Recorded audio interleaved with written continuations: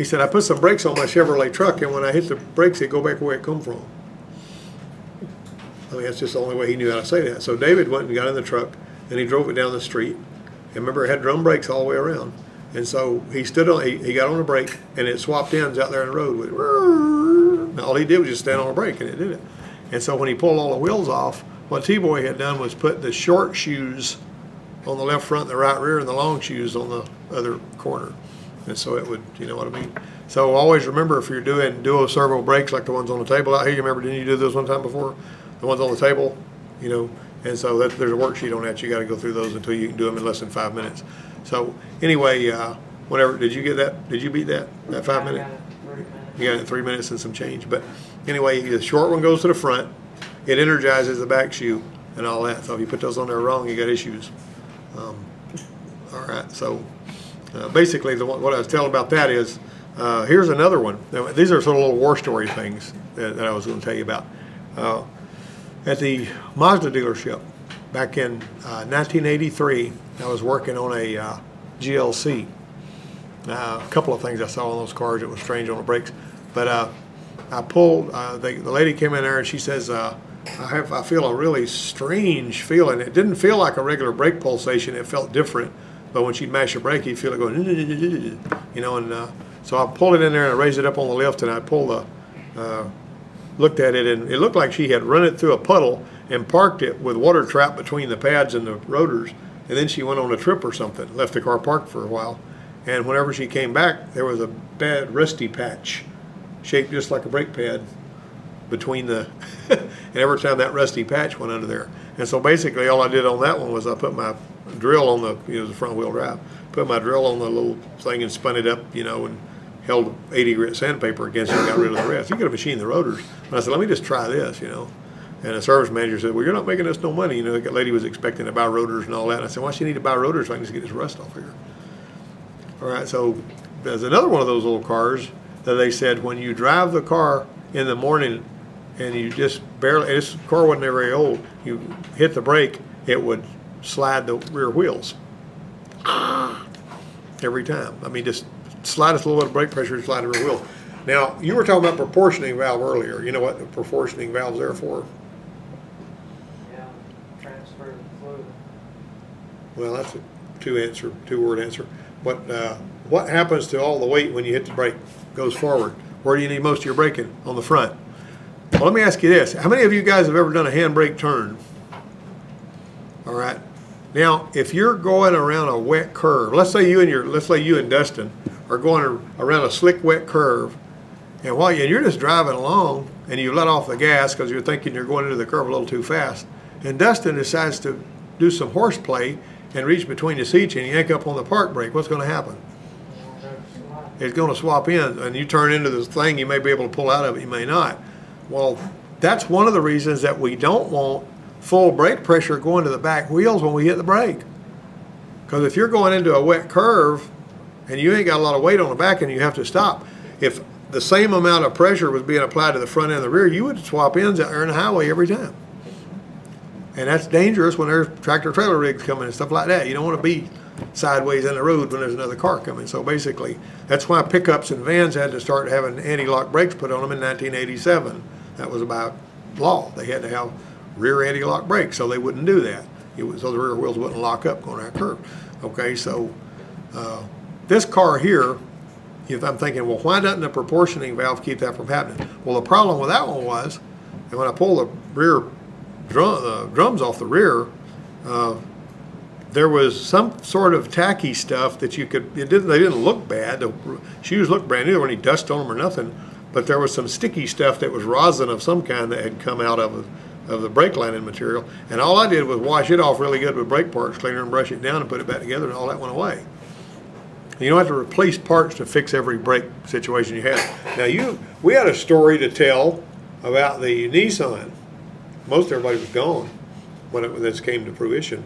But we put a full set of brakes.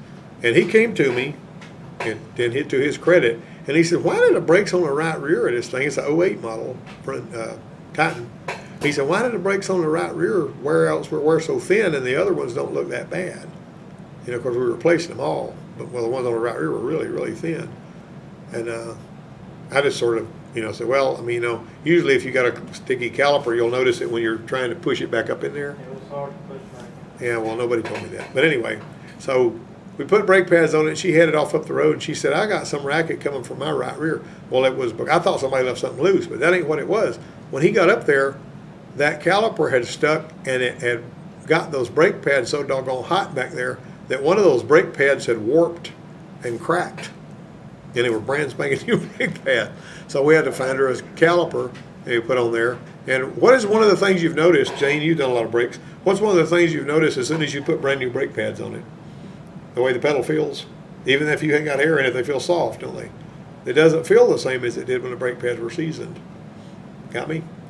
All right, so Jonathan worked his fanny off. He completed his brake bleeding worksheet in spades. He bled and bled and bled and bled and bled and bled and bled those brakes.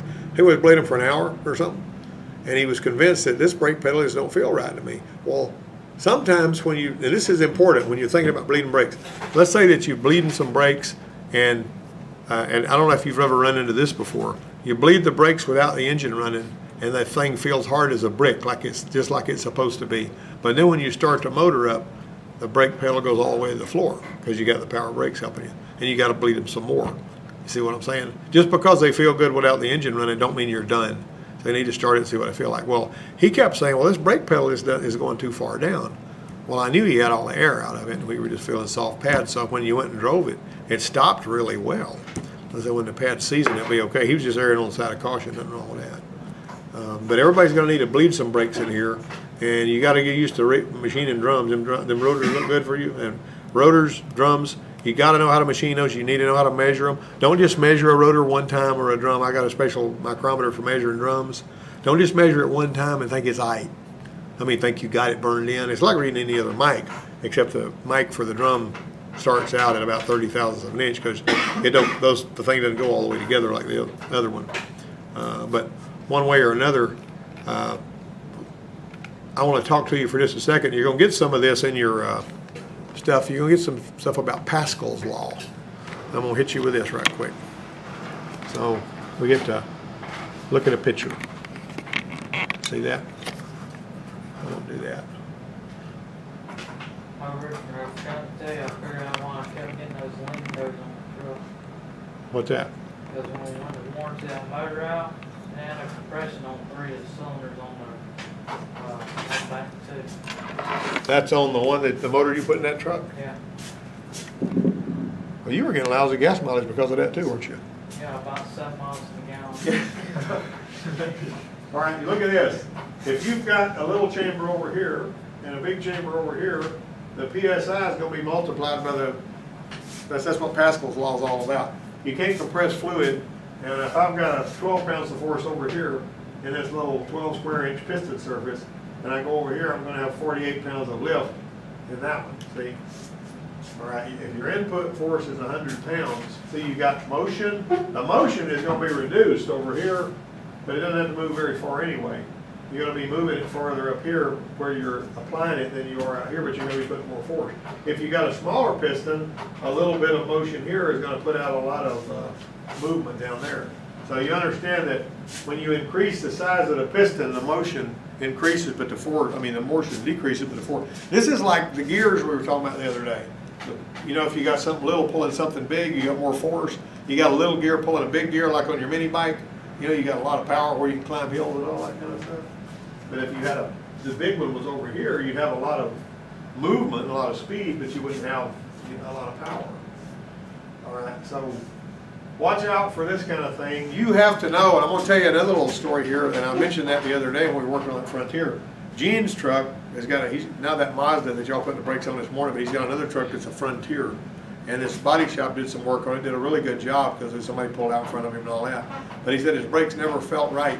And what we did was we got in the book and found out what order you're supposed to bleed the brakes in. You're supposed to go right rear, left front, and then left rear and right front, as I remember right.